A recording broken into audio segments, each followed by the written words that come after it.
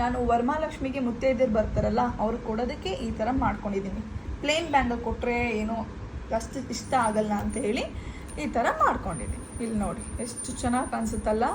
ನಾವು ಪ್ಲೇನಾಗಿ ಕೊಡೋದಕ್ಕಿಂತ ಈ ಥರ ಕೊಟ್ಟರೆ ಒಂಥರ ಅಟ್ರಾಕ್ಟಿವ್ ಆಗೂ ಇರುತ್ತೆ, ಎದ್ದು ಕಾಣಿಸುತ್ತೆ, ತುಂಬ ಚೆನ್ನಾಗಿರುತ್ತೆ. ಇದಕ್ಕೇನೇನು ಬೇಕು ಅಂತ ನೋಡ್ಕೊಳ್ಳಿ.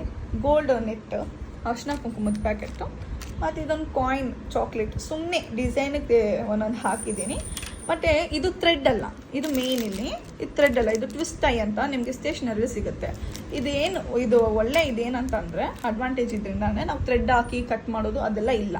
ಜಸ್ಟ್ ಬೇಕಾಗಿರೋ ಮೆಷರ್ಮೆಂಟನ್ನು ಬಾಕ್ಸ್ ಶೇಪಲ್ಲಿ ಮೆಟೀರಿಯಲ್ನ ಕಟ್ ಮಾಡಿಕೊಂಡು 4 ಬಲೆ ಈ ಥರ ಜೋಡಿಸ್ಕೊಂಡು ಅರಿಶಿನ ಕುಂಕುಮ ಈ ಕಾಯಿನ್ ಇಟ್ಟು ಸುಮ್ಮನೆ ಹಿಂಗೆ ಟ್ವಿಸ್ಟ್ ಮಾಡಿದ್ರೆ ಲಾಕ್ ಆಗುತ್ತೆ. ಕಷ್ಟನೇ ಇರಲ್ಲ. ಇದಿಷ್ಟು ಒಂದು 5 ಮಿನಿಟ್ಸಲ್ಲಿ ನಾನು ಮಾಡ್ಕೊಂಡಿದ್ದೀನಿ ಅಷ್ಟೇ, ಇನ್ನೇನು ತೊಂದರೆ ಇಲ್ಲ. ಇದು ಸುಮ್ಮನೆ ಎಕ್ಸ್ಟ್ರಾ ಇಲ್ಲಿ ಅಂತ ನಾನು ಹಾಕಿದ್ದೀನಿ ಚಾಕ್ಲೇಟು. ಇದ್ರ ಜೊತೆ